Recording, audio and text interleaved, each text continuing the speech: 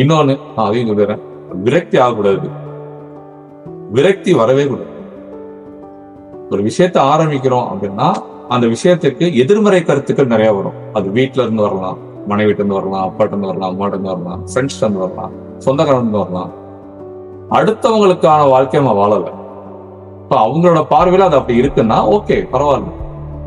நம்மளால என்ன முடியும், நமக்கு என்ன ஸ்டஃப் இருக்கு, நமக்கு என்ன கட்ஸ் இருக்குன்னு நமக்கு தான் தெரியும். அப்ப விரக்தியை கொண்டு வந்துடாதீங்க. எது பண்ணாலுமே டைம் எடுக்குங்கிற அந்த விஷயத்த புரிஞ்சுக்கிட்டு அந்த பேஷன்ஸ் எடுத்துக்கிட்டு விரக்தியை மட்டும் உள்ள கொண்டு வராம, சொல்லப்போனா மெயினா சொல்றது, நமக்கு மனசுக்குள்ள ஒருத்தர் இருப்பான், அந்த ஜோசியக்காரன். அந்த ஜோசியக்காரன் உள்ள கொண்டுருங்க.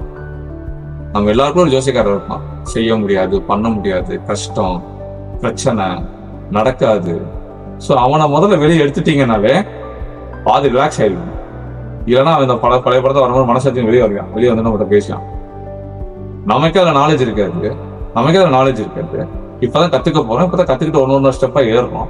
அப்ப அவன் வந்து பெரிய அறிவாளி மாதிரி, விஞ்ஞானி மாதிரி பேசுவான். அவன்கிட்ட உள்ள இருந்துட்டு அவனை மூலம் கொண்டுருங்க. சரிங்களா? அவனை கொண்டுட்டாலே பாதி ரிலாக்ஸ் ஆயிடுவீங்க.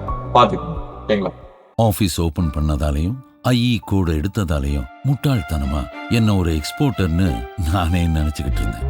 ஆரம்பிச்சதோட சரி, நானும் என் பிசினஸும் ஒரே இடத்துல தான் நின்னுகிட்டு இருந்தோம். எப்பவுமே கூட இருப்பேன்னு சொன்ன ட்ரெயினர் ஒரு தடவை கூட என் போனை எடுக்காதப்ப இனி என்ன பண்றது, யார்கிட்ட கேட்கறது, ஒண்ணுமே புரியல.